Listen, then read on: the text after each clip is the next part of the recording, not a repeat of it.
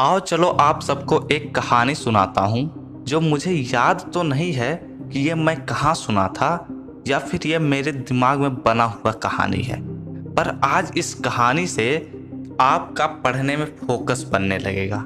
तो चलो इस कहानी को शुरू करते हैं। ध्यान से सुनिएगा। एक ऋषि मुनि रहते हैं। वो वरदान पाने के लिए एक जंगल में तपस्या करने जाते हैं।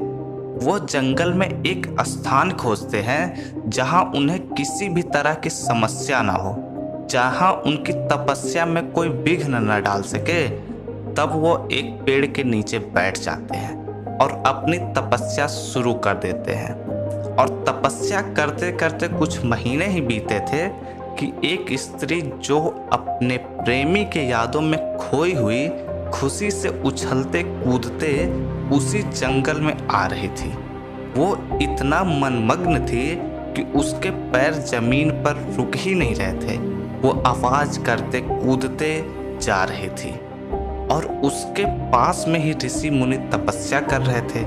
पर वो इतना खुश थी कि उसे पता ही नहीं चला कि उसके पास में कोई इंसान भी बैठा है। वो आवाज करते हुए ऋषि मुनि के बगल से गुजर जाती है और जैसे ही गुजरती है ऋषि मुनि का आंख खुल जाता है और तपस्या भंग हो जाती है, जिससे ऋषि मुनि को बहुत ही भयंकर क्रोध आ जाता है। और क्रोध में उस स्त्री से कहते हैं कि ऐ मूर्ख, ये तूने क्या किया? मेरे कई महीनों की तपस्या तूने भंग कर दिया। तब वह स्त्री उस मुनि को देखती है और ऋषि मुनि इतने गुस्से में थे कि उन्हें देखकर डर जाती है और उनके पैरों में गिरकर क्षमा मांगने लग जाती है।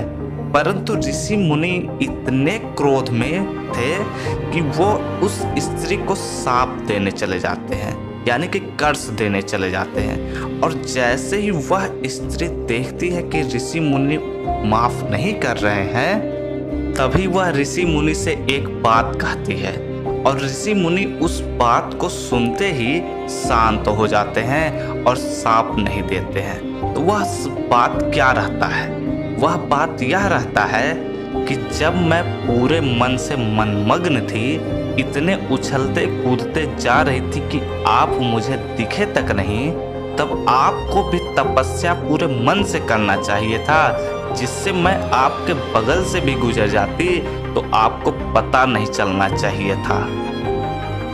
अब इस कहानी को लेकर अपने पढ़ाई के बारे में सोचो। अगर हम एक बंद कमरे में बैठकर पढ़ रहे हैं तो कोई डिस्टर्ब नहीं करेगा, परंतु कुछ आवाजें ऐसी होती हैं जिसे हम रोक नहीं सकते। तो ऐसे हालात में क्या करें हमें अपने पढ़ाई में इतना मन से लग जाना चाहिए, इतना फोकस बना लेना चाहिए कि हमारे सामने कुछ भी हो पर हमारी कंसंट्रेशन को कोई तोड़ ना सके।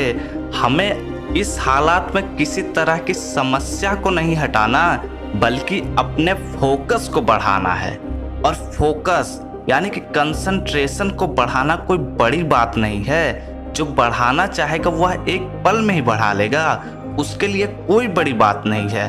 कंसंट्रेशन को बढ़ाने में थोड़ी सैक्रिफाइस तो करनी पड़ेगी, पर कंसंट्रेशन को बढ़ाने के बाद जो हमें ज्ञान मिलेगा, जो हमें अपने आप पर कॉन्फिडेंस आएगा, उसकी वैल्यू इन सैक्रिफाइसेस की तुलना में बहुत बड़ी होगी।